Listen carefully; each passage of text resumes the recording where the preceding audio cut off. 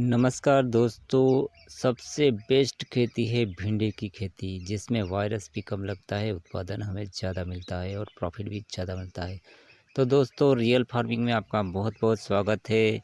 तो मैंने भिंडी की खेती किया है, आज उसमें बहुत दिन हो चुके हैं, फिर भी मैंने उसमें टीजी कटिंग कर दिया। उसमें फिर भी हमें एक नंबर उसमें भिंडी मिल रहा है, लेकिन मेरी भिंडी में बहुत उत्पादन कमी हो चुकी है। भिंडी टेढ़ी होना, उसमें भिंडी ख़राब हो जाना, ऐसी समस्या आ रही है। जैसे आपको दिख पा रहे होंगे, भिंडी बड़ी भी हो जाती है।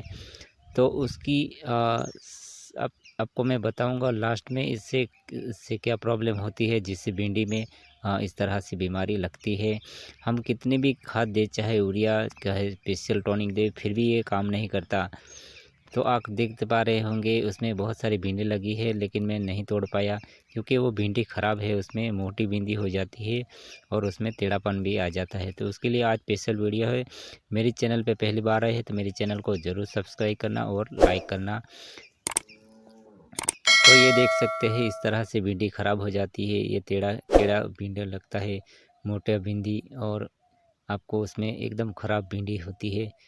जिसका मुख्य कारण है, आप कितने भी स्प्रे कीजिए, महंगी से महंगी दवा स्प्रे कीजिए, महंगी से महंगी आप खाद देंगे, फिर भी आपको रिज़ल्ट नहीं मिलता। तो आप समझ जाना, मेरे खेतों में बहुत भयंकर रोग लग चुका है।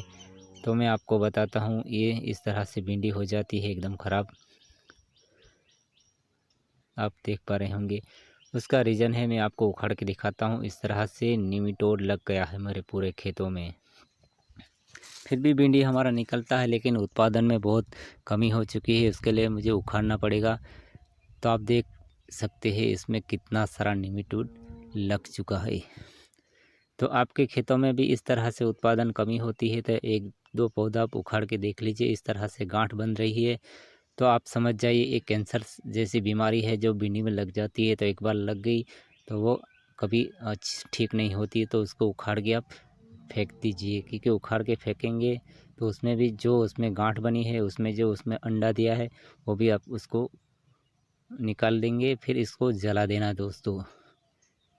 तो इस तरह से समस्या आती है। तो कई बार किसानों को एग्रो वाले डूबते हैं, ये दवा आप ड्रिंचिंग कीजिए, इसको स्प्रे कीजिए, ऐसा टॉनिक खाद दीजिए, तो आपको भिंडी सही हो जाएगा। लेकिन मैं कहता हूँ, आपकी भिंडी कभी सही नहीं होगा।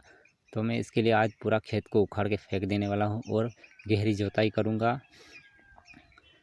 तो दोस्तों, हम शुरुआत के तौर पे हम फिरोडोन जैसे ड्रिजिड, कार्बोफिरम या वेलम प्राइम और कई सारी ऐसी दवा है जो पहले स्टेज पे हमें देना पड़ता है।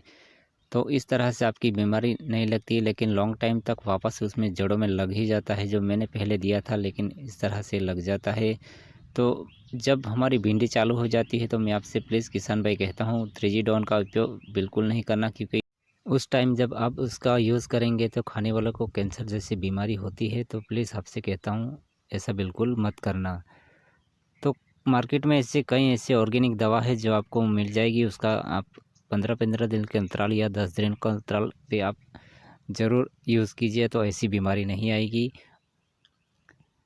तो ये देख सकते हैं, मेरे पूरे खेत में इस तरह से बीमारी लगती है। तो मैं पहले, आप देख पा रहे होंगे कि सारी ऐसी बीमारी लग जाती है। तो पहले स्टेज पे हमें ज़रूर देना चाहिए वेलम प्राइम जैसी दवा। फिर हमें ऑर्गेनिक दवा से कंट्रोल होता है, उसी से आप कंट्रोल कीजिए, फिर आपकी भिंडी ज़बरदस्त लगेगी।